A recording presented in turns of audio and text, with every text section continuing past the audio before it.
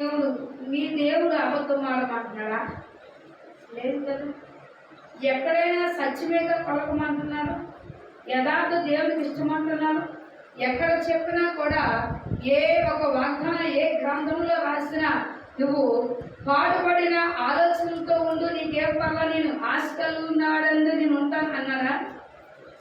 ఏ గ్రంథంలోని లేదు, ఏ గ్రంథంలోని లేదు. అందుకే ఈ గ్రంథము ఇవ్వబడిన గ్రంథం.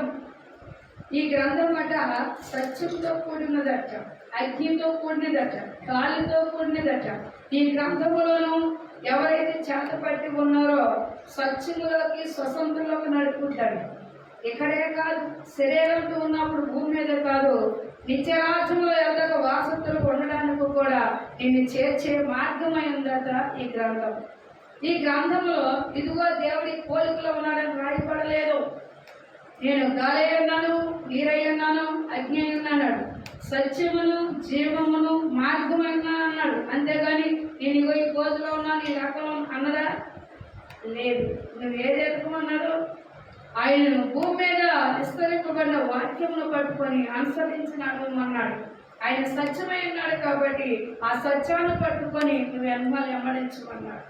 ఆయన మార్గమై ఉన్నాడు కాబట్టి ఆ మార్గం నువ్వు పరలోకం చేరేదాకా, నువ్వు ఆ మార్గం చేరేదాకా కూడా నువ్వు అనుసరించినాడు అన్నాడు, నడిపిస్తాను అన్నాడు. అందుకే సౌలు రాస్తూ కొన్ని సంఘటనలో ఒక మాట అంటాడు, ప్రియులారా 12వ వచనంలో, కాగా దేవుని చేత ఒక మాస్టర్ ఉంటేనే కదా ఈ పిల్లలందరూ పాఠాలు చెప్తున్నారు. అందరూ పిల్లలైతే ఆ పాఠాలు చెప్పిన ఎవరు? మరి ఏర్పరచబడేవాడు గురువు అంటారు. ఆ గురువైన తగిమంతుడు ఉన్నాడు కాబట్టి వాళ్ళందరికీ చెప్పడానికి అధికారం కలిగి ఉన్నాడు కాబట్టి పాఠాలు చెప్తున్నాడు. ఏర్పరచిన వాడు, ఏర్పాటు ఆయన ఇష్టమైన వాడు కనుక ఆయన నిలబెట్టాడు. ఆయనకు కావాల్సిన జ్ఞానముని ఇచ్చి ఆ విశ్వాసం కలిగిన వారందరికీ బోధించలేక ఆయనే. కానీ అక్కడ ఏం చేయాలి? మర్యాద ఉండాలి, వినయం ఉండాలి. ఆ వినయము దేవుని యందు ఉన్నట్లే నీ నడకను బట్టి, నీ చూపును బట్టి, నీ ఊహను బట్టి, నీ తలంపును బట్టి నీకు ప్రతిఫలములు వస్తున్నాయి. నోటు మాటను బట్టే తీర్పు. నువ్వేది అడుగుతున్నావు నీ నోటు మాటను బట్టే తీర్పు.